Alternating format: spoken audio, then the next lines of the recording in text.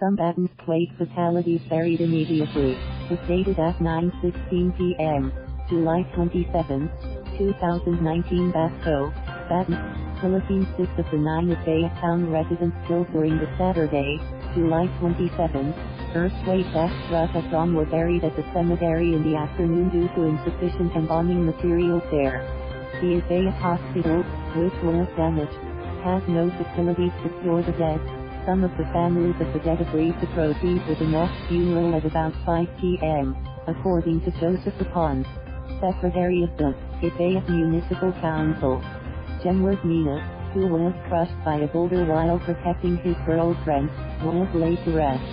Also buried were Fiona Valiente, a 10-day-old baby, Tito Asa, 88, Teresita Gulaga, 76, Eva Valiente, 19, and Edwin Ponce, 32, who was initially reported to be missing. Read, earlier, it was reported that all 9 fatalities were buried, but 3 fatalities were not buried. 73-year-old Fausta Caan, her granddaughter, 5-day-old baby Haisly Cheffe Naquita, and 13-year-old Mary Rose Valiente. Their relatives had not allowed their burial as of this writing. Valiente's mother is at the Basco hospital where her other child is being treated as of this writing. Most Itbayat residents have opted to stay in tents outside their houses, fearing aftershocks, some of which were stronger than the 5.4 tremor that rocked the town at 4:16 a.m. just hours apart. 2 strong earthquakes struck just hours apart, killing at least 9 people, injuring about 60 and damaging ancestral houses famous among tourists. The quakes collapsed homes of stone and wood and roused residents from sleep, said Roldan Esdicul, who heads the Batanes Provincial Disaster Response Office. Footage showed people clearing boulder-size stone bricks to pull out one body from the rubble. Our bed and everything were swaying from side to side like a hammock, Esdicul told the Associated Press by cell phone from Basco town, the provincial capital. We all ran out to safety. On hard-hit Itbayat Island, school teacher Agnes Salengua-Nico said she and her husband woke up horrified with the ground shaking and the cabinet crashing to the floor. Their house withstood the shaking but others in the neighborhood crumbled, killing residents inside, she said.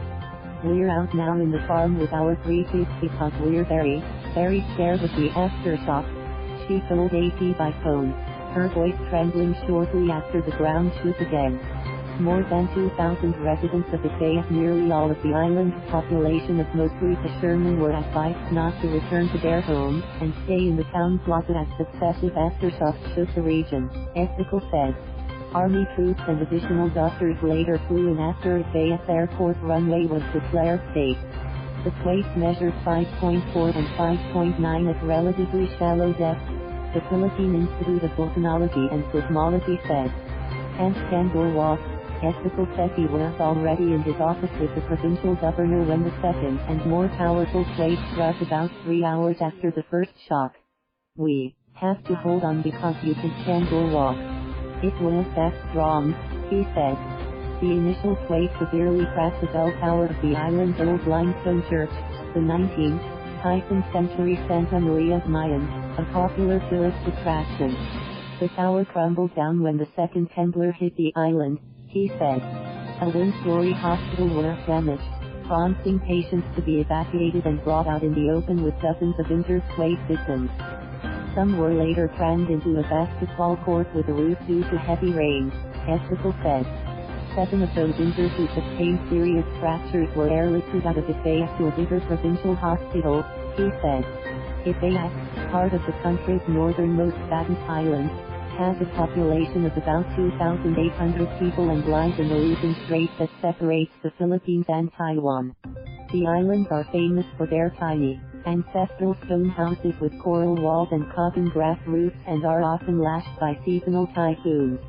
As Metro Manila was having quake drills, some journalists asked why the drills needed to be held so early in the morning, said Renato Solidum, a prominent seismologist and disaster response expert who helped lead the drills. When the earthquake hit Batanes shortly after, it helped officials underscore the fact that disaster can strike anytime, Solidum said.